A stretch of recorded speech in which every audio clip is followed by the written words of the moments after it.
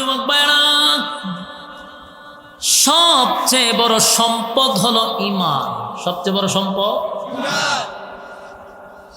যাররা যাররা পরিমাণ যদি ঈমান থাকে, আর এটা লইয়াও যদি কবরে যান, গুনার কারণে অপরাধের কারণে জাহান্নামের আগুনে জ্বলবেন, কথা ঠিক। কিন্তু যাররা পরিমাণ ঈমান লইয়া কবরে যাওয়ার কারণে আমার মালিক একদিন আপনারে ধইরা জান্নাতে ঢুকাবে। সুবহানাল্লাহ। ঈমানের এত দাম, এত দাম, এত দাম। আসল জিনিসটার নামই হলো তো ঈমান। যদি ঈমান না থাকে রে, কুকুর বিড়ালের দাম আছে কিন্তু আমাদের দাম নাই। আল্লাহ কিন্তু এক আয়াতে বলছে, ওয়ালাকাদ কাররামনা বানি আদম। আদমের যে সম্মান আর মর্যাদা আমি কাউরে দেই নাই। আদমের সম্মান মর্যাদা সবচেয়ে বেশি। জানেননি ফেরেশতাদের চেয়েও আমাদের সম্মান বেশি, জানেন? তবে কখন সম্মানই হয় ফেরেশতাদের চেয়ে বেশি? আল্লাহ কইছে কিন্তু ফেরেশতাদের চেয়েও আদমের সম্মান বেশি। বেশি কখন হয় এটা জানতে হবে। আবার আরেক আয়াতে বলছে কুকুর বিড়ালের চেয়েও মানুষ নিকৃষ্ট। এক আয়াতে কয় আল্লাহ সর্বশ্রেষ্ঠ, আবার আরেক আয়াতে কয় মানুষ চতুষ্পদ জানোয়ারের চেয়েও নিকৃষ্ট। এই কথাগুলা বোঝার জন্য, এই কথাগুলির ব্যাখ্যা বোঝার জন্য আপনাকে আগে শিক্ষাগত যোগ্যতা অর্জন করতে হবে। কোরআনের ব্যাখ্যা জানার জন্য, কোরআন বোঝার জন্য মাদ্রাসায় পড়তে হবে। 5 পাস আর 2 পাস করে কিন্তু আপনি কোরআনের অর্থ বুঝবেন না। আমার কথা কি আপনারা বুঝতেছেন? কিতাব বুঝছে, আমি তো দেখতেছি আপনারা বুঝতেছেন না। মনোযোগ দিয়া শুনেন। আল্লাহ বলছে ফেরেশতাদের চেয়েও মানুষ দামি। আবার আরেক জায়গায় বললো মানুষ চতুষ্পদ জানোয়ারের চেয়ে নিকৃষ্ট। এখন মনে করেন আপনি একটা গণ্ড মূর্খ, জীবনে মাদ্রাসায় পড়েন নাই, মসজিদে যান নাই, স্কুলে যান নাই। আপনি যদি কথা শুনেন কইবেন বলে আল্লাহ এক জায়গা কইছে মানুষ ফেরেশতাদের চেয়ে দামি, আবার আল্লাহ কয় মানুষ কুত্তা বিলের চেয়ে নিকৃষ্ট। আল্লাহ কথা কেমনে কয়? দুই কথা দুই রকম হয়েছে গা। আপনার কাছে এরকম মনে হইতে পারে আপনি গণ্ড মূর্খ, আপনি অজ্ঞ, আপনার শিক্ষাগত যোগ্যতা নাই, আপনি স্টাডি করেন নাই কোরআন নিয়া, তা আপনার কাছে দুই মনে হইব। কিন্তু এটার ব্যাখ্যা তো জানতেই পাব না। এটার ব্যাখ্যা কি আমরা লাগানো হারিয়ে হারিয়ে জানতে পারবে? হ্যাঁ, কথা কই না। আল্লাহ বলছে মানুষ সৃষ্টির শ্রেষ্ঠ, আবার মালিক বলে মানুষ কুত্তা বিলার চেয়ে অনেক কৃষ্ট। তাহলে সৃষ্টির শ্রেষ্ঠ হইল কিভাবে, কুত্তা বিলার চেয়ে নিকৃষ্ট হইল কিভাবে? এটা তো বাইর করতেই হবে। কথা হয় না? বাইর করার জন্য তো আপনাকে স্টাডি করতেই হবে। কথা মানে ঠিক, কুত্তা দিয়ে ঠিক কোন লাগে না? আপনারা বিরক্ত হইতেছে? আমার যুবক ভাইরা, মানুষ সৃষ্টির শ্রেষ্ঠ তখনই হয় যখন তার ভিতরে 2টা গুণে গুণান্বিত হবে। 2টা গুণ যখন মানুষের মধ্যে থাকবে তখন মানুষ হবে সৃষ্টির শ্রেষ্ঠ। 1 নাম্বার হলো ঈমান, 2 নাম্বার হলো নেকামল। নেকামল, নেকামল, এই ঈমান আর নেকামল যার ভিতরে থাকবে সে হবে ফেরেশতাদের চেয়েও দামি। আর মানুষ কুত্তা বিলার চেয়েও নিকৃষ্ট হয় কখন রে? যার মধ্যে ঈমান নাই, নেকামল নাই। এটা কুকুর বিড়ালের চেয়েও নিকৃষ্ট। আল্লাহ কয় উলাইকা কাল আনআম। উলাইকা কাল আনআম কয়ে যদি আল্লাহ রেখে দিত, মোটামুটি ইজ্জত থাকে। কুত্তা বিলার সমান যদি হইতো তাও মোটামুটি ইজ্জত থাকে। কিন্তু আল্লাহ কয় বালহুম আদল, এর চেয়ে কত নিকৃষ্ট। বলুন, কুকুর বিড়ালের সমান বলছে না, এর থেকে নিকৃষ্ট কইছে? একটু হানা কইয়ে তইলে লোক কম হইলে অনেক সময় দেখা যায় আওয়াজে বক্তার কথা বলার আগ্রহ বাড়ে। আর আপনারা যেভাবে বইয়ে রয়েছেন না, কথা আর আগ্রহ বাড়ে না। কথাতে কইতে বক্তারটা তো জজবা তৈরি হওয়ার দরকার, এটা হইতেছে না। এলে ওই যে একটু হানা কইয়ে কথা যদি অযৌক্তিক হয় তেনে না কইতে যুক্তি কিনা আপনি মাথার দোকান না, ব্যাখ্যা তো আমি বুঝতেই পাবো। আপনি যদি উঠতে কোন বলে আল্লাহর কথা বুঝি না, তাহলে রে মূর্খ, তুই আল্লাহর কথা বুঝবি কেমনে? তুই বর্ষ 2 পাস, তুই খরচ নাচানাচি, তুই হইলে মালু, তুই হইলে নাস্তিক, তুই কেমনে বুঝবি? না বুঝা কেন কোরআনের বিরুদ্ধে কথা বল? কোরআন বোঝার জন্য 16 বছর 17 বছর আলেমরা বসায়, এরপর আমরা বুঝি না, এখনো বুঝি না। 16 বছর 17 বছর মাদ্রাসা কইরা আমরা বুঝি না এখনো। আরো মানুষ PhD করছে কোরআনের উপরে, তারপরও বুঝে না। আর হেতে ফোর বাস কইরা কয় কোরআন বুঝি না। আধা ঘন্টা যদি খাসা সিংলা দিয়া বাইরে নিয়ে যেত না, আধা ঘন্টা এর ভিত্তে থামাত আমি না, একটা মনে করেন বাইরেতে আমার সিল্লি দিত, বাইরেতে আমার সিল্লি দিত, খুব আনন্দ লাগতো আমার। এরকম একটা ভেবে শুনতাম আমার বাইরেতাম, তাহলে আমি নাচলাম হইলে আনন্দের সুরে। এই সমস্ত শয়তানগুলারে খাসা গঞ্জি দিয়া বাইরে নিয়ে দরকার। বুঝোস না গান গাওয়ার থাকবি, বুঝোস না জায়গা মাতস কেন, কথা বলস কেন, শান্ত মুসলমানদেরকে অশান্ত করলি কেন? মুসলমানদের কাছে অশান্ত করছ তোরা। আমার যুবক ভাইরা, মূল কথা হলো আল্লাহ এক জায়গায় বলছে মানুষ সৃষ্টির শ্রেষ্ঠ দুইটা গুণে গুণান্বিত হইলে, এক ঈমান আর এক হলো নেক আমল। মানুষ চতুষ্পদ জানোয়ার হয় কখন? যার ভিতরে ঈমান নাই, যার ভিতরে নেক আমল নাই। কথা বুঝতেছেন? এটা চতুষ্পদ জানোয়ার হয়। যেমন গুরুয়ে কুকুরে নামাজ পড়েনি, হালাল হারাম মাইনা চলেনি, প্রস্রাব পায়খানা করে পানি লয়নি, বিয়া শাদী করেনি, কথা হয় না করে, রাস্তাঘাটে কি বৈশাখ প্রস্রাব করে। তাহলে গরু ছাগলে যা করে তুমিও যদি তা করো তাহলে বেশ কোনটা কর? আমরা দেশের অনেক যুবক গরু ছাগলে খারিয়ামতে, হেও খারিয়ামতে। গরু ছাগল যেমন বিয়া শাদী করে না কইরা আখাম কুখাম করে, হেরাও আখাম কুখাম করে। গরু ছাগল যেমন রাস্তাঘাটে কারো কোনো লজ্জা শরম নাই, যেখানে মনে চাই এখানে প্রস্রাব করে, এরাও দেখছি অনেক সময় হারিয়ে মুতা দেয়। তাহলে তুই যা করলি গরু ছাগল তাওই করলো, তো তুই আর মানুষ, তুই আর গরু ছাগল মধ্যে ব্যবধানটা কোথায়? আমার তো আল্লাহ বানাইছে সৃষ্টির শ্রেষ্ঠ, তা আমার চলা ফেরা উঠা বসা যদি গরু ছাগলের মতোই হইল, তাহলে আমি সৃষ্টির শ্রেষ্ঠ হইলাম কেমন? গরু ছাগলও খায় আমিও খাই, গরু ছাগলও ঘুমায় আমিও ঘুমাই, গরু ছাগলও মুতে আমিও মুতলাম, তো লাভ হইল কি? আপনারা কি বিরক্ত লাগতেছে? লড়া চড়াটা কেড়ে করতেছে। স্লোগান কি দিতাম? স্লোগান দিতাম নি? যাক, আমি চাই না করে শরম দিতাম, আর একবার উঠলে কিন্তু স্লোগান শুরু হয়ে যাবে। আপনারা যদি বিরক্ত হন আমার কিন্তু ডাবল সুবিধা, খারাপ লাগতেছে না। বিরক্ত হলে আমি ছেড়ে দিতে পারবো, যদি ভালো না লাগে কইবেন ওদের ভালো লাগতেছে না।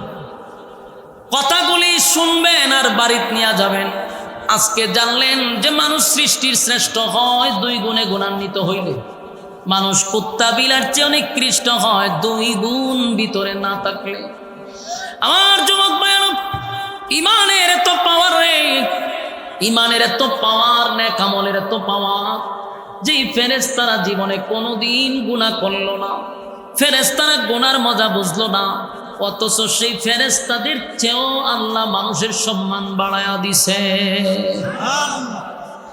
আল্লাহ বলেন, মানুষ আমি তোর এত সম্মান আর মর্যাদা দিলাম অনর্থক নয়, অকারণে নয়। বান্দারে দুনিয়ায় পাঠাইলাম অনর্থক নয়, অনর্থক নয়, বেহুদা না। আমি আল্লাহ উদ্দেশ্য দিয়া দুনিয়ায় পাঠাইছি, কারণ দুনিয়াটা হলো একটা ক্ষণস্থায়ী। এই ক্ষণস্থায়ী দুনিয়ায় কেন পাঠাইলাম? শুধুমাত্র পরীক্ষা দেওয়ার জন্য। এই পরীক্ষা আসবে গো, পরীক্ষায় যারা উত্তীর্ণ হবে আল্লাহ বলেন, কানাত লাহুম জান্নাতুল ফিরদাউসি নুজুলা, আমি ওয়াদা দিলাম তোদেরকে জান্নাত দিব। যুবক ভাইরা, যদি ঈমান আর নেক আমল না থাকে, 4 পয়সার কোনো দাম নাই। মাথাতে রাখবেন, 4 পয়সার কোনো দাম নাই। যারা পরকালে বিশ্বাস করেন তারাই শুধু কথাগুলির মর্ম বুঝবেন। যারা পরকালের মর্ম বুঝে না, এরা ওয়াজ করে কোনো লাভ আছে? এত জান্নাত জাহান্নামে বিশ্বাস করে না। অনেক সময় অনেক মানুষ কয়, হুজুর কেমনে বিশ্বাস করতাম? কবরের পাশে দিয়া যায়, কত কবর ভাঙা দেখি, আগুনও দেখি না, ফুলও দেখি না। আপনারা এখন জান্নাতের ফুল বাগান আর জাহান্নামের আগুনের কেন্দ্র। কত কবর ভাঙা দেখলাম, ফুলও দেখলাম না, আগুনও দেখলাম না। বুঝছেন নি? নাস্তিকদের প্রশ্ন, কেমনে বিশ্বাস করত? আমিও হন এরার একটা প্রশ্ন, এরারে কোরআন হাদিস জানতে পারতাম না। এরারে আপনি প্রশ্নের জবাব দিবেন, যুক্তি দিয়া যুক্তি দিবেন। তুই যে প্রশ্ন করলি কত কবর ভাঙা দেখলি, যেই কবরে আগুনও নাই, ফুলের বাগানও নাই, দেখছে না? হ্যাঁ, আমি এর প্রশ্ন করলাম। তোর পাশেই মনে করো যে আপনি আর আপনার স্ত্রী এক জায়গায় ঘুমাইলেন, একই বিছানায় ঘুমাইলেন, আপনার স্ত্রী বসে রয়েছে আর আপনি পুরা ঘুমে আছে। স্ত্রীর কাছে ঘুমাইয়া আপনি স্বপ্নে গেছেন গিয়ে আমেরিকা, গিয়া সেখানে আনন্দ মাস্তি করতেছেন, সাগরের ভারে বোতল টানতেছেন, হুড়বুড়ি নিয়ে নাচানাচি করতেছেন। ওই নাচানাচির কারণে ঘুমের মধ্যে আপনি তেতা করতেছেন, নাচতেছেন, আপনার বইয়ের ঠেলা দেখলে কি তার তুমি ঘুমের মধ্যে হাত নাচো কেড়ে আবার হাসো কেড়ে, ঘটনা কিতা? আহা, এক ঠেলা দিয়া তোমার আমেরিকাতে বাংলাদেশে লইলা। আমি তো আমেরিকা আসলাম, সেখানে আমি সাগরের ভাড়ে বোতল টানছিলাম, কত মাস্তি করছিলাম। তখন আমার বউ যদি কয় আমি তোমার কাছে বইয়া রইলাম, আমি না দেখলাম আমেরিকা, না দেখলাম বোতল, না দেখলাম হুর, দাঁড়ে বইয়া দেখলাম না, এটার যে উত্তর নাস্তিকদের সেই উত্তর জীবন্ত মানুষের সাথে মৃত মানুষের সাথে যা ঘটে জীবন্ত মানুষ তা দেখে না। ঘুমন্ত মানুষ যা দেখে জাগ্রত মানুষ তা দেখতে পায় না। ঘুমায় ঘুমায় আমেরিকা গেছে, আমরা জাগ্রত, আমরা তো জানবেন না হ্যাঁ ঘুমের মধ্যে কি করতেছে। তো ঘুমন্ত মানুষ যা দেখে জাগ্রত মানুষ কি তা দেখতে পায়? তাহলে মৃত মানুষের সাথে যা হয় জীবিত মানুষ তা দেখতে পায় না। নাস্তিকদেরকে বুঝাইতো কেন? তুই যদি এতটাই হয় তাহলে মর, তুই মইরা দেখ, মরে যে কে তুই, কথা এখন ঠিক নেই, তোর উপরে ঠাড়া করুক, তুই মর, মরলেই দেখতে পারবি তোর খবর কিভাবে গুতায়, ঠিক নেই? এখন তুই খস কিছু দেখস না, তাহলে যুক্তি দেখেন, একটা মানুষ ঘুমাইলে এটা অর্ধেক মরা। ঘুমের মানুষ যদি বিভিন্ন দেশে সফর করতে পারে, স্বপ্নের যুগে সে অনেক দূরে চলে যায়, জাগ্রত মানুষ তা দেখতে পায় না রে। মৃত মানুষের সঙ্গে কবরে কি হয় তা জীবিত মানুষ কখনো দেখতে পায় না। আপনি ঘুমাইলে স্বপ্ন দেখবেন, জাগ্রত অবস্থায় স্বপ্ন দেখবেন না। আপনি মরলে পরে আপনি কবরের জগৎ দেখতে পাইবেন, জীবিত অবস্থায় দেখতে পাবেন না। আমার যুবক ভাই, আল্লাহ রাব্বুল আলামিন বলেন, বান্দা শুন, দুইটা গুণে গুণান্বিত হইয়া যদি কবরে আসতে পারস, ওয়াদা দিলাম আমি জান্নাত দিব। তবে দুনিয়াতে ইমানদার হিসাবে ইমানের পরীক্ষা আমি নিব। দুনিয়াতে খাওয়ার জন্য ঘুমানোর জন্য পাঠাই নাই। যদি ঘুমের জন্য পাঠাইতাম গাদা বানাইলি যথেষ্ট ছিল। গাদা খারইও ঘুমায়, আবার শুয়েও ঘুমায়, ঠিক নেই? খাওয়ানোর জন্য যদি বানাইতাম, হাতি আমাদের চেয়ে বেশি খায়, বেশি খায়, তাহলে বান্দা তোরে কেন বানাইলাম? খাওয়ার জন্য নয়, ঘুমানোর জন্য নয়। ওয়ামা খালাকাতুল জিন্না ওয়াল ইনসা ইল্লা লিয়াবুদুন। মানব দানব দুইটা জাতি বানাইছি শুধুমাত্র কেবলমাত্র আমি আল্লাহর গোলামির জন্য। তাই বান্দা ইমানের পরীক্ষা হবে, ইমানের পরীক্ষা হবে, এতে কোনো সন্দেহ নাই। পরীক্ষায় পাস করবেন নি, বিশ্বাস আসেনি? ইমানের পরীক্ষায় পাস করতে হবে। সাহাবায়ে কেরাম দুনিয়ায় থাকতেই কিন্তু জান্নাতের সার্টিফিকেট পাইছে অনেক সাহাবীরা।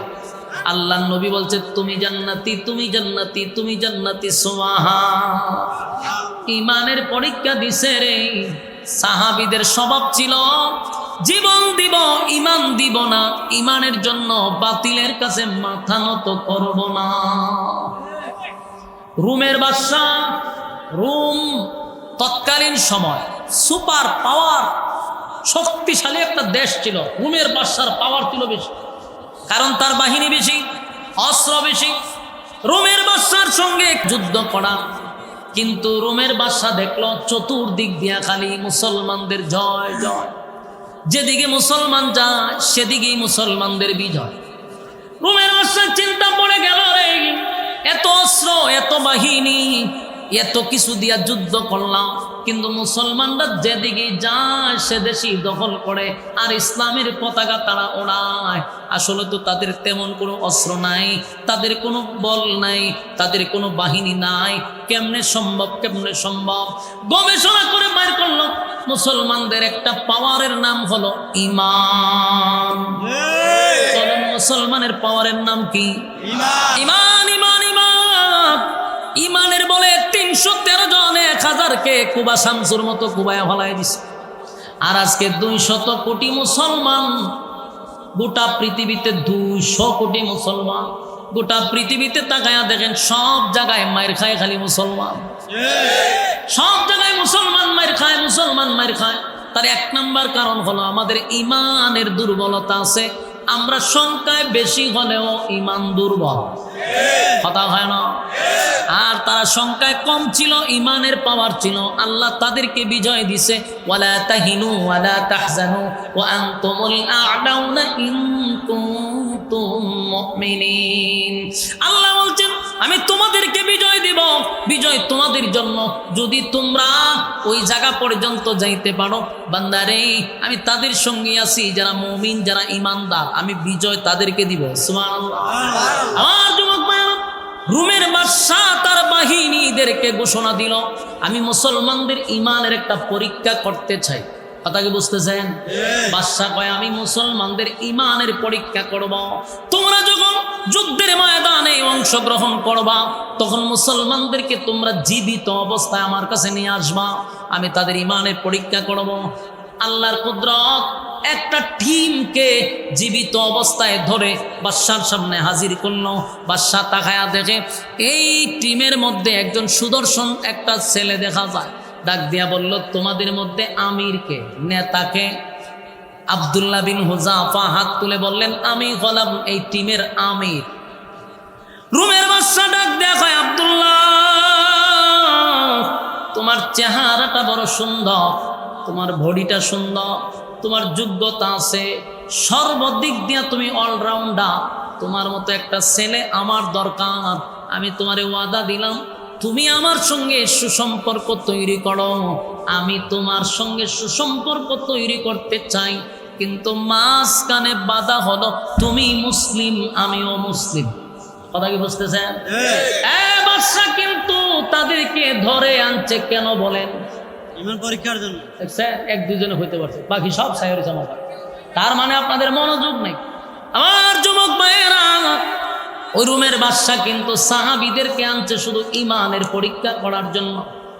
তাই বাদশা বলল তুমি আমার সঙ্গে সুসম্পর্ক করো, আমি তোমার সঙ্গে সুসম্পর্ক করতে চাই।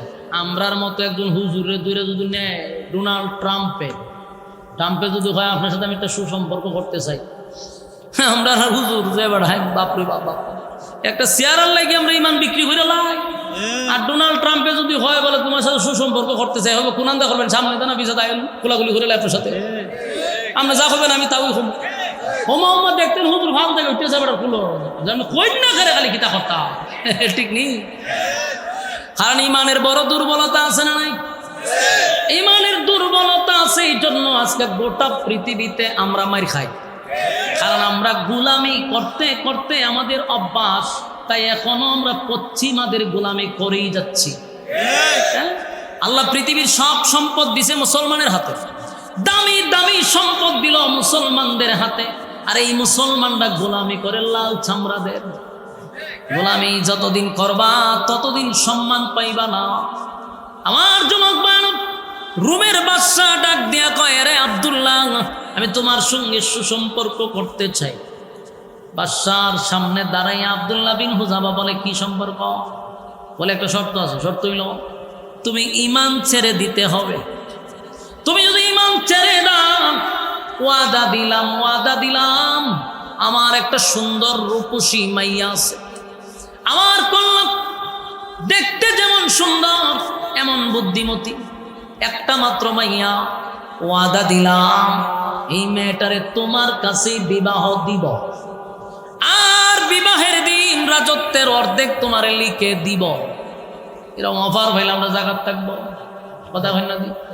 আমরা কম আগে ইমান, পরে আবার কালেমা ফিরে ইমান, অসুবিধা কি? কিন্তু আব্দুল্লাহ বিন হুযাফা কয় কথা যদি তোমার না মানে দিলে কি হইব? না মানলে তো মৃত্যুদণ্ড হবে। আমি রাজি। সুবহানাল্লাহ। আমি তোর মতো কুকুরের কাছে ইমান বিক্রি করব না। একেবারে ডাইরেক্ট বলছে এই রোমের কুত্তা, তুই কি মনে করছ আমার ইমান কিনতে পারবি? তোর মতো বেঈমানের কাছে আমার ইমান বিক্রি করব আমি নবীর সাহাবী। বাদশা এত লজ্জা পাইছে, তার মারাত্মক মাইন্ডে লাগছে। এত বড় রাজত্বের সামনে দাঁড়াইয়া কুকুর বইলা ডাক দিছে, বাদশার মাইন্ডে লাগছে। বাদশা কয় এদের ইমান কত শক্ত আমি এটা দেখে নিব। লকাবে ঢুকাইছে লকাবে। কারণ জালেমদের কাজই হইল জুলুম করা, কথা হয় না?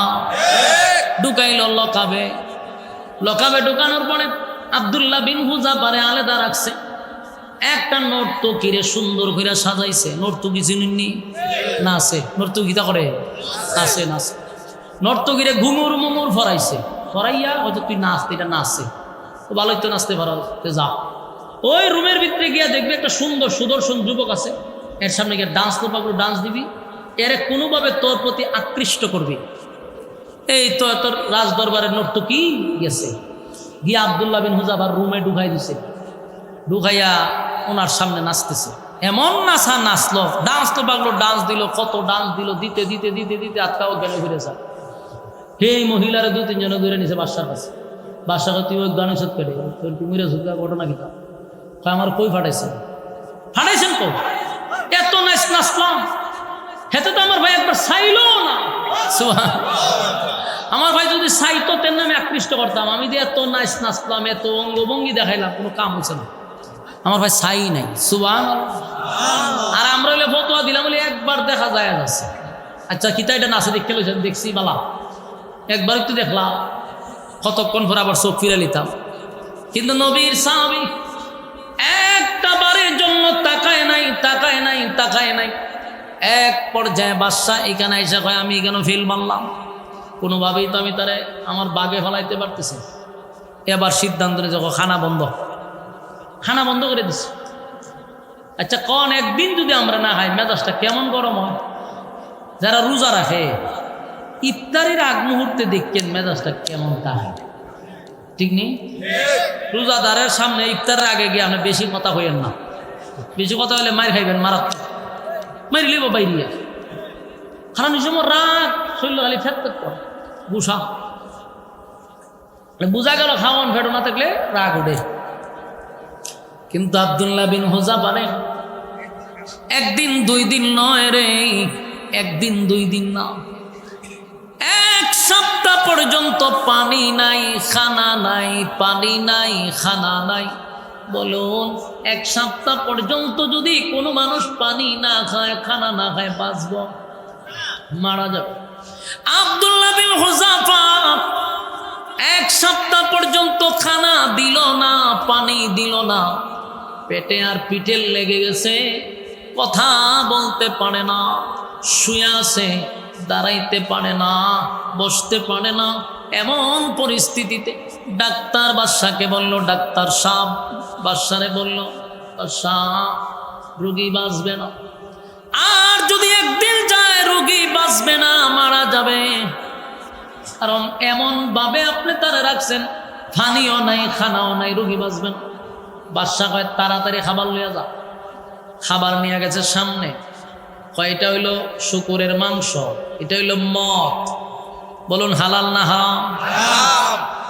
কারণ প্রচন্ড খিদা যদি আপনার আসে তখন হালাল না হারাম দেখার টাইম আছে।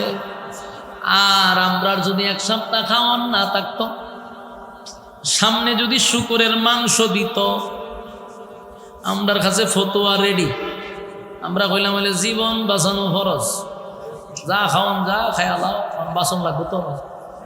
ফতোয়া তো রেডি থাকে, জীবন বাঁচানো ফরজ। এই কথা বলে দুহাই দিয়ে আমরা খাইতাম। জায়েদ ছিল কত সত্য, জান বাঁচানো ফরজ।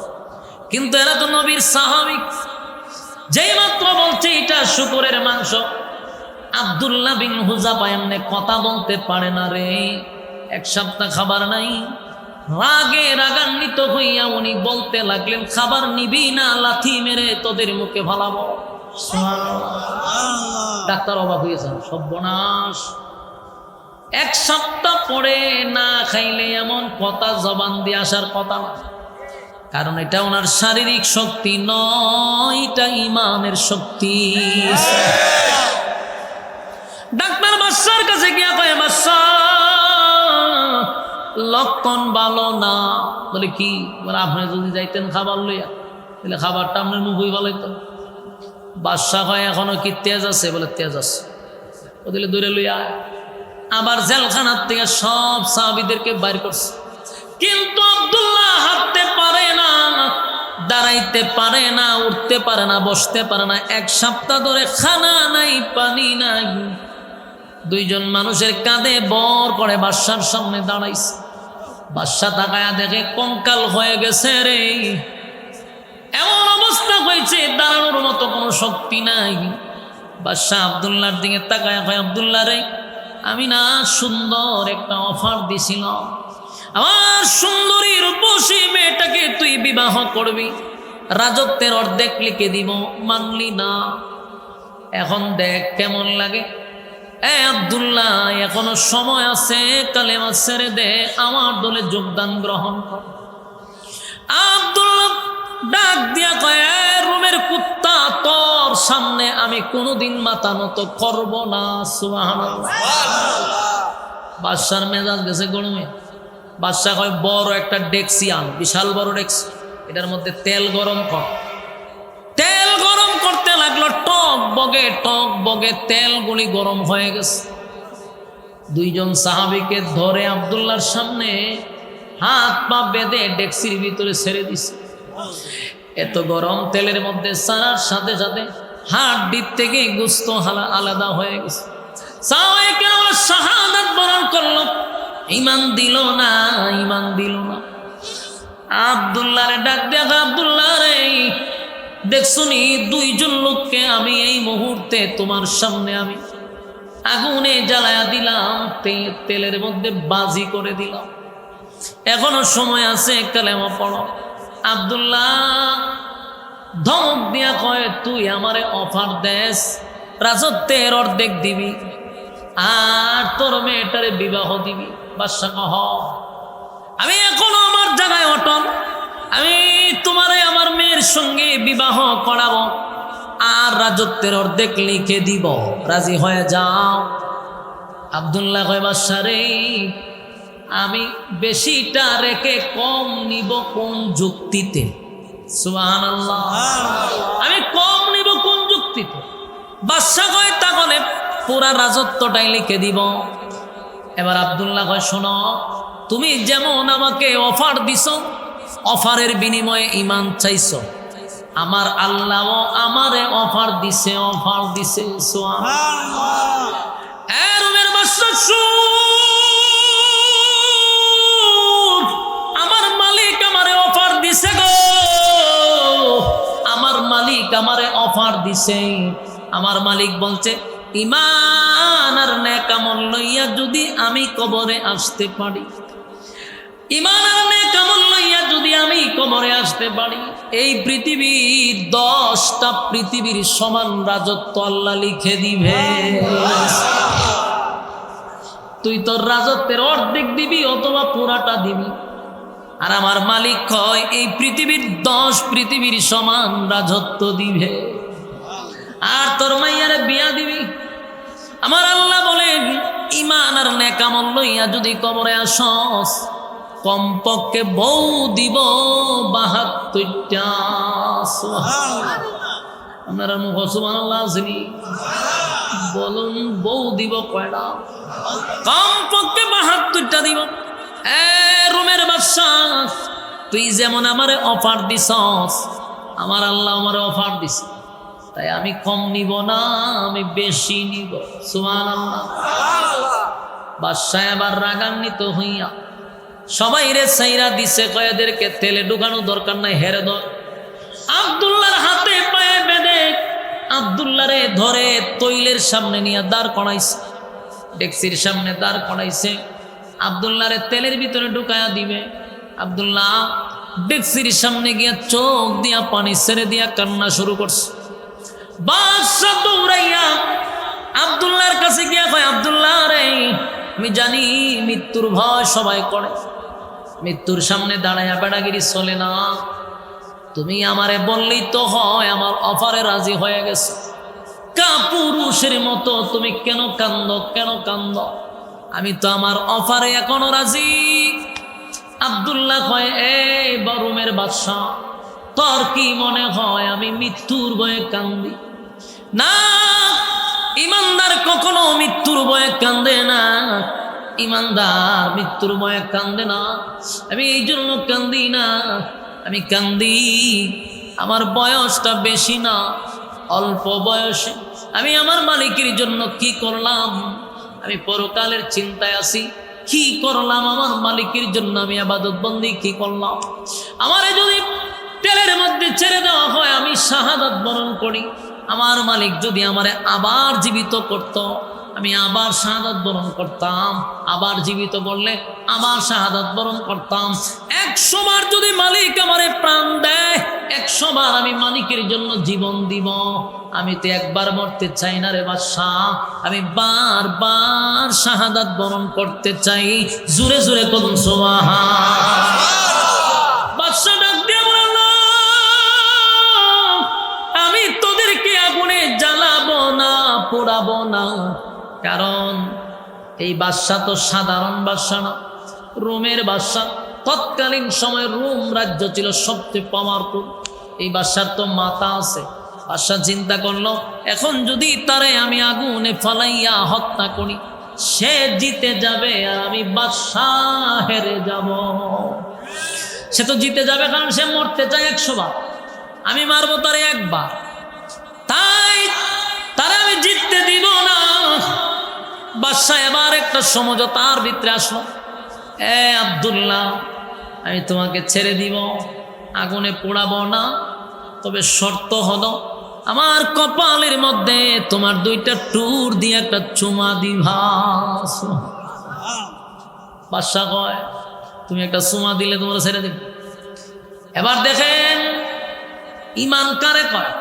আব্দুল্লাহ বিন হুযাফা ডাক দিয়া কয়, চুমা দিতে পারি, তবে এই শর্তে আমি দিব না যে আমার প্রাণ ভিক্ষা দিছস, আমি মরতে চাই না, প্রাণ ভিক্ষা দিছ, এই জন্য চুমা দিব না।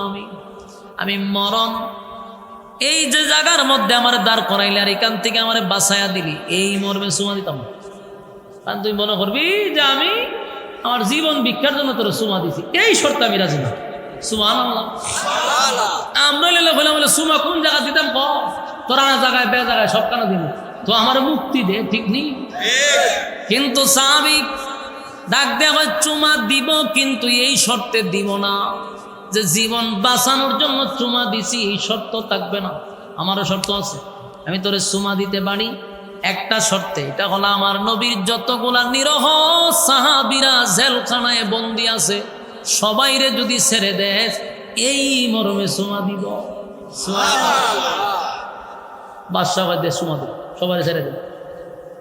আব্দুল্লাহ বিন হুযাফা বললাম, আমি ওই শর্তে দিলাম, আমার একটা চুমার কারণে যদি নবীর অসংখ্য সাহাবীরা জীবন ফিরে পায়, এই শর্তে চুমা দিল।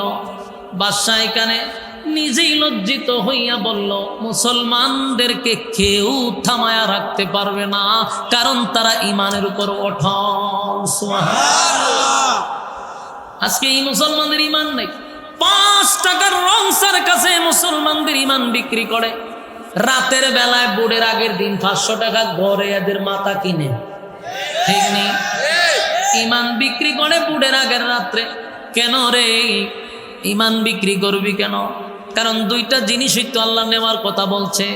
এক হলো ইমান, 2 হলো নেক আমল, আরেকটা হলো নেক আমল ওয়া আমিলুস সালিহাত। নেক আমলের দাম আছে।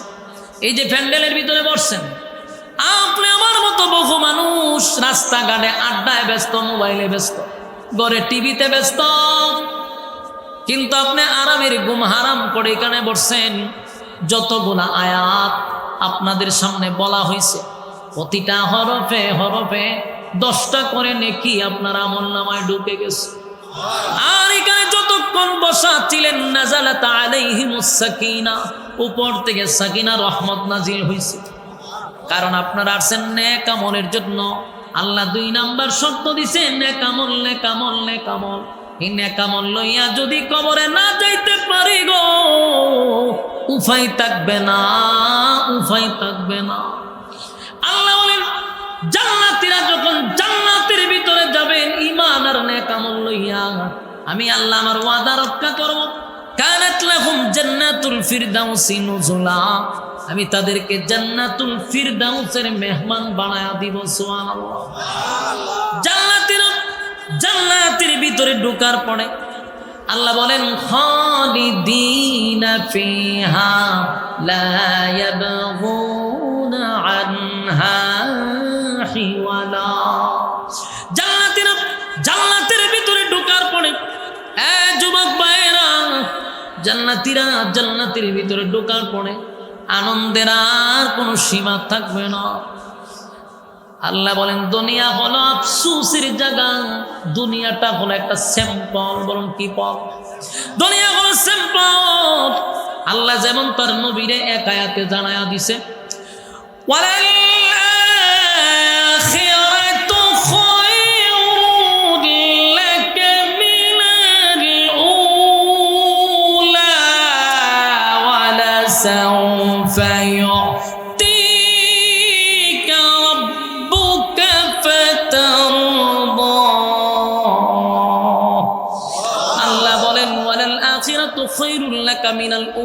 বন্ধু, আপনাকে আমি যা দুনিয়ায় দিছি এটা স্যাম্পল, আর আপনার জন্য আমি সব বরাদ্দ রাখছি পরকালে গোডাউন। সুবহানাল্লাহ। আমার যুবক ভাইরা, দুনিয়াতে যদি আপনি আমেরিকার প্রেসিডেন্ট হন, আপনি যদি চীন জাপানের প্রেসিডেন্ট হন, গোটা পৃথিবীর বাদশাহ যদি হন, কসম খোদা আপনার আফসোস পুরা হবে না, হবে না, হবে না।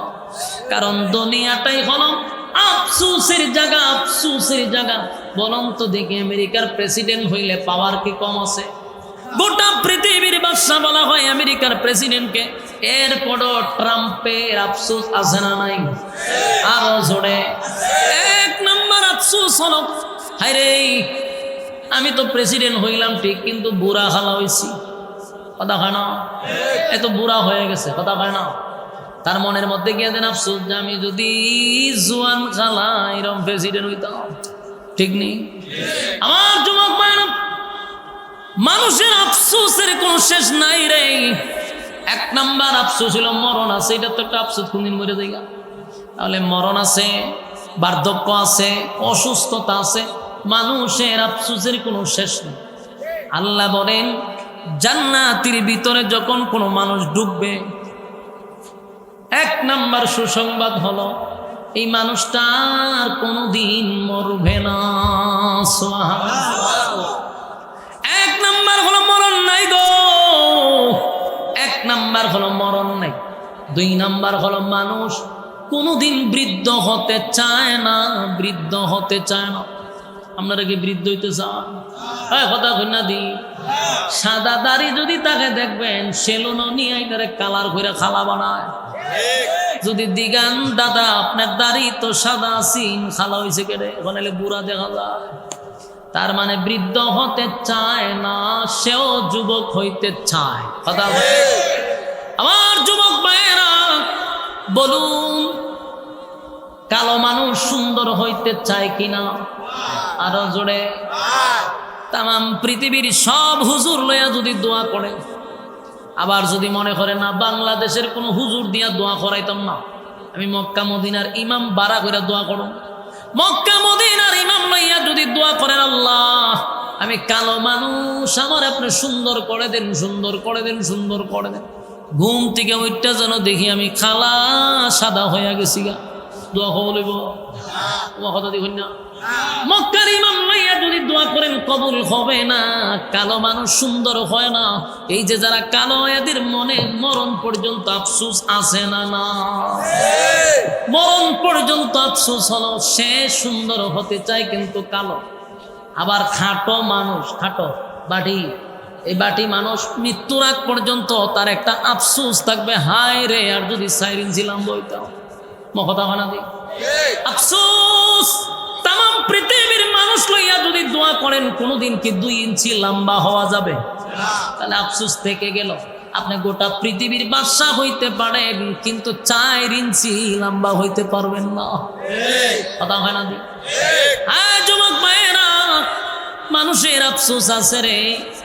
কত আফসোস লইয়া মানুষ কবরে যায়, দুনিয়ায় তার আফসোস পুরা হয় না। আল্লাহ হয় যেদিন তুই জান্নাতের ভিতরে ঢুকবি, 1 নাম্বার তোরে সুসংবাদ জানায়া দেওয়া হবে, আজকের থেকে আর কোনোদিন তুই মরবি না। 2 নাম্বার, আর কোনোদিন তুই বৃদ্ধ হবি না। চামড়া ঢিল হবে না, চোখের জ্যোতি কমবে না, চুলগুলি সাদা হবে না, শরীরটা দুর্বল হবে না, দাঁতগুলি লড়াচড়া করবে না। আল্লাহ কয় আর কোনোদিন বান্দা বার্ধক্যে পৌঁছবি না, আমি তোরে 32 বছরের যুবক বানায়া দিব, বয়স কোনোদিন 33 হবে না। আপনাদের সুবহানাল্লাহর আওয়াজে বোঝা যায় হইলে হইতে পারে, তখন বিশ্বাসটা হইতেছে না। আমার যুবক বায়ন যা বলতেছি একটা কথা আমার এই পর্যন্ত মন গড়া হয় না, মনোযোগ দিয়ে শুনেন। 2 নাম্বার হলো মানুষ বৃদ্ধ হতে চায় না, আল্লাহ বৃদ্ধ বানাবে না, জান্নাতে যুবক থাকবেন। সুবহানাল্লাহ। মানুষের আরো আফসোস থাকে রে, যেমন কেউ যদি চিকন থাকে, হালকা থাকে, মোড়া হইতো চায়, কথা হয় না দি দেখেন না, আমি শিখ না, আমার তো শরীর বুঝতে না, আমার কিন্তু মনে মনে একটু শখ আছে, একটু মোড়া হইতাম যদি। বাংলাদেশের 64 জেলায় যদি ওয়াজ করি, আমার প্রোগ্রাম প্রতিদিন যদি 2টা-3টাও থাকে, কিন্তু আমি তো প্রধান বক্তা দিই প্রায় জায়গাতে, কিন্তু বেড়া তো শুধু সেরা সুরায় সুরতে মুরতে শুধু না, শিখন শিখ না মানুষ। আমি তো প্রধান বক্তা, যে একটা মানুষের যে হয়তো চেয়ারটা মেঝে বইব না, বই একটা বোঝা যায় না, একটা বাপসা আছে, আমার চেয়ার পুরো সবসময় খালি থাকে। আমরা চাইলে 100 বাদে 2 জন বইতে পারবে, আমার আল্লাহ এমন বাবা বানাইছে।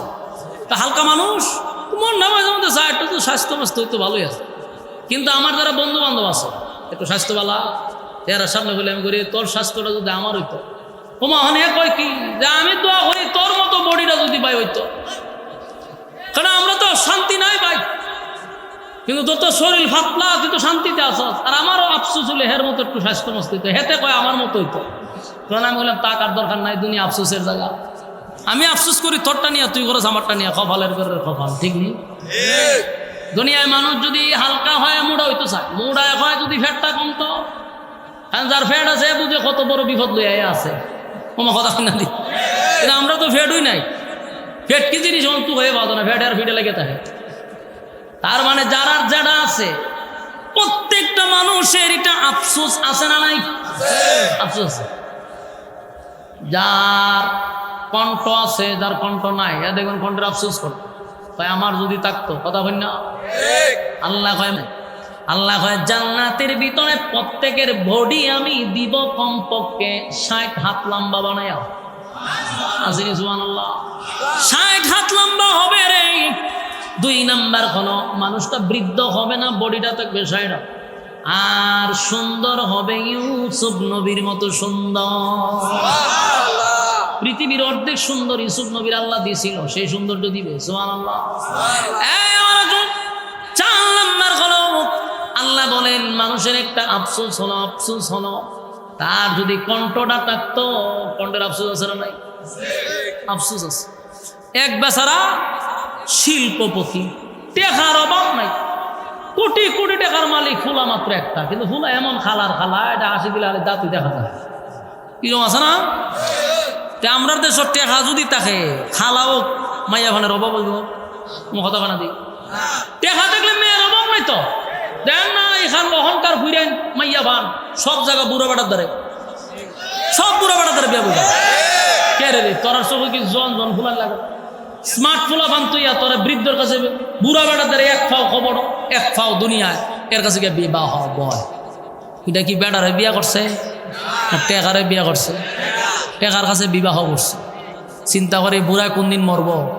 হ্যাঁ, টেকা থাকলে সান কিরণ যায়, সান সান আমরা গ্রাম্য ভাষা কয় আর কি। কারণ টেকা আছে, খালা হইলে অসুবিধা কি? দেখবেন যতটা টেকাওয়ালা বউ সব লয়ে পরে একেবারে বোঝা যায় লাইট সার বাতি দিলে তাই বিবাহ বয়। কেন? টাকা আছে। টাকা নাই, যত স্মার্টই হোক না কেন, মাইয়া ভানে গণই না। এলা আমরার দেশের কালচার। তো ফুলা ছেলে যে বাপ তো শিল্পপতি, ফুলা হইল কালো, ছেলেরা মারাত্মক কালো। বিয়া করাইছে একেবারে মনে করেন সুন্দর দীক্ষা, বিবাহ করাইছে। অহন বেচারা গেছে বাসর রাত্র, জামাইয়া গেছে বউ দেখতো, যেই মাত্র পর্দা উড়ে বউ দেখছে এত খুব খুশি, আরে সব বনা যে বাতি দিলে রয়েছে এত সুন্দর। কিন্তু মাইয়া যখন সব কুইলা জামার ভাই চাইছে, মাইয়া মারছে সিল্লি, এমন ভাবে সিল্লি মারছে, এখন জামাইয়া হয় সব বনার ইজ্জত থাকতো না। তুমি যে জায়গা বইয়া সিল্লি দিছো, মানছে শুনলে আমার ইজ্জত এমনি শেষ, খান্দাখাটি করে না। মাইয়া তো কানতেছে, মাইয়ায় যে হেরে দিকে কানতেছে এটা তো হে বুঝতেছে না। হে মনে করছে মাইয়ায় মনে মা বাপ সাইরাইছে, ব্যথায় বেদনায় কানতেছে, কিন্তু বাবারে তোরে দিকে কান্দে। মাইয়ায় হয় আমি এরকম খালা জামাই হয়ে পেলাম, কানতেছে। হে বইয়া চিন্তা করলো মেয়ে বউর মনটা খারাপ, আচ্ছা একটা গানও টান দে, গান টান গাইলে বউর মনটা একটু আনন্দ আসে। এ দিছে গানও টান, চোখ বন্ধ করে। হ্যাঁ গান গাইতেছে, আঁকতে চাই দে, বউ নাই। কিরে বউ গেল কো? দরজা খুললা দিয়ে গিয়া দেখে বউ মাটির তুলে খানতেছে। আগে খানছে কোথায়? গড়ের ভিতরে। এখন উড়ানো ফিরে খান দেয়। এ গিয়া বউ আগেই ভালো আসিন, দরজা জানালা লাগাই আসিন, যাও খান্না খানছ। তুমি তো উড়ানো খানতা যা, আমারে কি রাখবান? আমার মারিলে বেজ্জিতি তো শেষ। তুই উড়ানো খানদাস করে হয় আগে খানছিলাম তোরে দেখা, আর ওখান খান্দি তোর গলা দই না। আমার বাপে কই বিয়া দিল, তুই যেভাবে বেমানি শুরু করছ এইভাবে ছাগলও বেমায় না। অন হ্যাঁ মাতার তা ভাইয়ের কপালের ঘরের কপাল, আল্লাহ যদি আমার গলাটা দিত তাও তো ভালো আছে। তো বলুন গলার আফসোস আসেনি? আল্লাহ কয় জান্নাতের ভিতরে গলার আফসোসও থাকবে না। জান্নাতের ভিতরে দাউদ নবীর মতো কণ্ঠ হবে, দাউদ নবীর মতো কণ্ঠ। সুবহানাল্লাহ। দাউদ নবী তার গ্রন্থের থেকে তেলাওয়াত করলে উড়ন্ত পাখি বৈশা যেত, নদীর মাছগুলা লাফাইতে লাফাইতে আইসা পড়তো। সুবহানাল্লাহ। আমার মালিক দাউদ নবীর এত সুন্দর কণ্ঠ দিছে রে, জান্নাতি সব মানুষের কণ্ঠ থাকবে দাউদ নবীর মতো। সুবহানাল্লাহ। আমার যুবক ভাইরা বলতে থাকলে বলতেই থাকবো, লম্বা আলোচনা। শুধু এতটুক বুঝাইতে চাই রে, দুইটা জিনিস লইয়া যদি কবরে যাই তাহলে আল্লাহ বলেন আর কোনোদিন আফসোস থাকবে না, সব আফসোস আমি পুরা করে দিব। কোনো আফসোস থাকবে না। রাজত্ব দিব, গাড়ি দিব, বাড়ি দিব, নারী দিব, সব দিব, মরবি না। প্রস্রাব পায়খানা নাই সেখানে, বাথরুমের প্রয়োজন নেই, প্রস্রাবের প্রয়োজন নেই। আমার যুবক ভাইয়েরা এত বড় নিয়ামত দিবে, বলুন শর্ত আছে না? না আরো জোরে আছে না? এক নাম্বার শর্ত হলো ইন্নাল্লাযীনা আমানু, দুই নাম্বার হলো আমিলুস সালিহাত, ঈমান আর নেক আমল। শুরুতেই বলছি ঈমান আর নেক আমল ছাড়া যদি কেউ কবরে যায় কুত্তা বিলার চেয়ে নিকৃষ্ট হইয়া কবরে ঢুকবে। ঈমান আমল লইয়া যদি কেউ কবরে যায় ফেরেশতাদের চেয়ে দামি হইয়া কবরে যাবে। আমার যুবক ভাইরা দুনিয়ার জিন্দেগিতে জীবন যদি দিতে হয় দিব, কিন্তু ঈমান বিক্রি করব না। কারা কারা রাজি আছেন দুইটা হাত তুলনা দেখায়া দে। লিল্লাহে তাকবীর, লিল্লাহে তাকবীর। রাজি আছেন ইনশাআল্লাহ? ঈমানের জন্য যদি জীবন দিতে হয় জীবন দিব। আমার ঈমান নিয়ে আকীদা নিয়ে যদি কেউ কথা বলে সেটা দিবে না, কথা কানা দিবে। আল্লাহ এবং রাসূলের বিরুদ্ধে যদি কেউ কথা বলে, ইসলাম নিয়ে যদি কেউ কথা বলে, কোরআনের বিরুদ্ধে যদি কেউ কথা বলে, ইসলামের বিরুদ্ধে যদি কেউ উস্কানি দেয়, সেখানে বৈশা বৈশা তসবিহ পড়ার দায়িত্ব আপনার না, তার প্রতিবাদ করা হইল আপনার দায়িত্ব। যদি আমার দল আমার ইসলামের বিরুদ্ধে কথা বলে, দল থেকে আমি পদত্যাগ করব, অসুবিধা কি? আমার ঈমান আমি বিসর্জন দিব না, এটা আমার ঈমানের প্রশ্ন। আমি শুরুর থেকে আপনাদেরকে ঈমান নিয়ে ওয়াজ করলাম, বাকিটা আমল করা আপনাদের দায়িত্ব, বলা ছিল আমার দায়িত্ব। আমরা বলি, আপনারা পালন করবেন, এটা আপনাদের ব্যক্তিগত দায়িত্ব। কারণ সমস্ত নবী রাসূল আল্লাহ দুনিয়াত পাঠাইছে হেদায়েত দেওয়ার জন্য না, হেদায়েতের রাস্তা দেখায়া দেওয়ার জন্য। হেদায়েতের মালিক কে? আর নবী ওয়াজ কইরা গেছে, কিন্তু কারে হেদায়েত দিবে কারে দিবে না এটা আল্লাহর একক সিদ্ধান্ত। উলামায়ে কেরাম ওয়াজ কইরা যাইতেছে, মানা না মানা এটা আপনার ব্যক্তিগত। বাংলাদেশে যেই পরিমাণ ওয়াজ নসিহত হয়, নাস্তিক কমে না বাড়ে? নাস্তিকরা বাড়তেছে। এই নাস্তিকদের বুড়াও ক্রয় না দেওয়া পর্যন্ত বাংলাদেশে শান্তি হবে না। আর আমরা একটা সময় করি কি, ইসলামের বিরুদ্ধে কেউ কিছু বললে মানববন্ধন লইয়া খাড়ই, ইসলামের বিরুদ্ধে কেউ কথা বললে আমরা আন্দোলন করি, আমরা মিছিল মিটিং এর ডাক দেই, ঠিক না? এটা একটা ভুল ধারণা, এটা আমাদের বাদ দিতে হবে। ইসলামের উপরে আঘাত দিলে আমরা মানববন্ধন করে লাভটা কি হবে? বিচার দিয়া লাভ কি হবে? এই যাবৎ কোনো লাভ হইছে? হ্যাঁ, কথা লাভ হইছে। 16 বছর যে ফ্যাসিস্ট সরকার ছিল, তার বাবার বিরুদ্ধে কথা বললে 24 ঘন্টার ভিতরে আপনাকে গুম করা হবে। এখনো যারা আসে নাই তাদের বিরুদ্ধে আপনি কথা বলে দেখেন, আপনার উপরেও কিন্তু অ্যাকশন শুরু হবে। প্রত্যেকে আছে, আমার নেতা মুহাম্মদুর রাসূলুল্লাহ সাল্লাল্লাহু আলাইহি সাল্লামকে নিয়ে গালি দিলে আমার মেজাজ গরম হয়, আমার মন চায় তোমার কুবাইতে মন চায়। ফাজলামি করার সময় বুঝা শুনে ফাজলামি করা দরকার। আমরা যদি উত্তেজিত হয়ে আমরা হয় হুজুররা মত সৃষ্টি করে, আমার মনে চাই এই সমস্ত বক্তব্য যেটি জুতা দিয়ে আধা ঘন্টা বাইরে নেই দরকার। তোর নেতারা যদি আমি খালকে গালি দিই, তুই আধা ঘন্টার ভিতরে আমার গুম করবি, আধা ঘন্টার ভিতরে তুই সারা বাংলাদেশ গরম করবি, এটা মব হয় না? আর আমার নেতারা নিয়ে গালি দিলে আমি চুপ করে বসে থাকবো কেমনে? কথা হয় না? ঠিক তুই কেন কন রাজপথে তো কর না। আমরা একটা নিয়ত এখন, এটা হলো আমরা বিচার আর ছাবো না, এখন থেকে আমরা বিচার করব। বিচার রাজি আছেন কারা কারা? আমরা বিচার করবো ইনশাআল্লাহ। রাজি আছেন? বিচার করব। বিচার করার জন্য বিচারের চেয়ারে বসতে হবে, আর এই চেয়ারে বসতে গেলে ঐক্য হতে হবে। ঐক্য ছাড়া বিকল্প কোনো রাস্তা নাই। সারা জীবন কি আমরা মানুষের টিস্যু হয়ে থাকবো? আমরা নিজেরা বিচার করবো মিয়া। এই দেশে স্বাধীনের আজকে 53 বছর হয়ে গেছে, এখন পর্যন্ত রাসূলকে গালি দিলে মৃত্যুদণ্ড দেওয়া হয় না, আল্লাহকে গালি দিলে মৃত্যুদণ্ড দেওয়া হয় না, ইসলাম নিয়ে কথা বললে শাস্তি হয় না, কিন্তু নেতার বিরুদ্ধে কথা বললে শাস্তি হয়। এই জন্য আমরা সাতার সব দিকে বলেছি, এবার আমরা নিজেরা বিচার করতে চাই, নিজেরা আমরা বিচারক হব, ইনসাফের বিচার কায়েম করবো ইনশাআল্লাহ। এর জন্য ঐক্য চাই কি চাই না? কথা হয় না? আগামীতে দেশ হবে ইসলামী দেশ, এক হও মুসলিম ভুলে বিদেশ, ঠিক কিনা? আগামীতে দেশ হবে ইসলামী দেশ, এক হও মুসলিম ভুলে বিদেশ, বিজয়ের জন্য ঐক্য চাই, বিজয়ের জন্য ঐক্য চাই, চাই চাই ইসলামী সরকার চাই, চাই চাই কোরআনী শাসন চাই। কথা বল।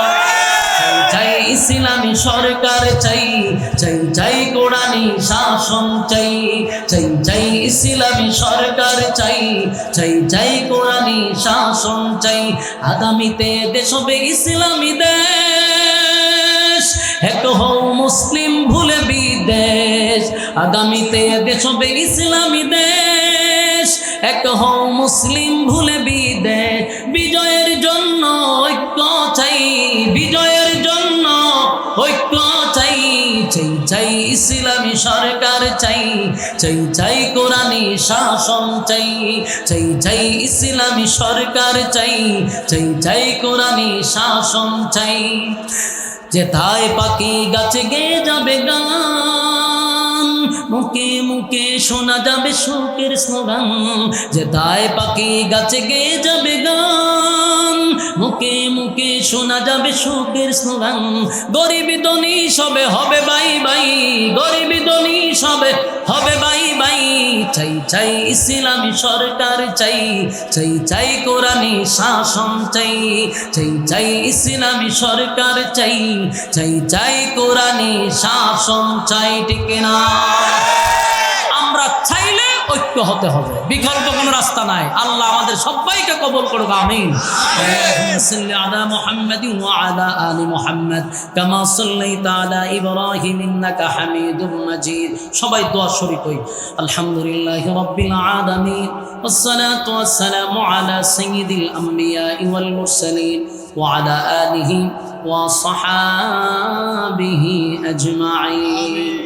রব্বুল আলামিন, আল্লাহ গভীর রাত হয়ে গেল, নুজুলে রহমতের সময়, আল্লাহ জুমার রাত্রি, দুয়া কবুলের রাত্রি, আল্লাহ সাদা সাদা দাড়িওয়ালা মুরব্বীদেরকে নিয়ে হাত বাড়াইছি, হাজী সাহেবদেরকে নিয়ে হাত বাড়াইলাম, নৌজওয়ান আমার তরুণ যুবক ভাইদেরকে নিয়ে হাত বাড়াইলাম, পর্দার আড়ালে মা বোনদেরকে নিয়ে হাত বাড়াইলাম, জাতির শ্রেষ্ঠ সন্তান হযরত উলামায়ে কেরামদেরকে নিয়ে হাত বাড়াইলাম। আমি গুনাহগার, নাগান্দা, নাফরমান, নালায়েক, অযোগ্য, মুসাফির হালতে হাত বাড়াইছি। বাবু গো, জীবনের সব সগীরা কবিরা, ইচ্ছা অনিচ্ছা, দেখাইয়া না দেখাইয়া, অঙ্গ প্রত্যঙ্গর দ্বারা যত গুনাহ করলাম, জিন্দেগির সব গুনাহ মাফ করে দেয়।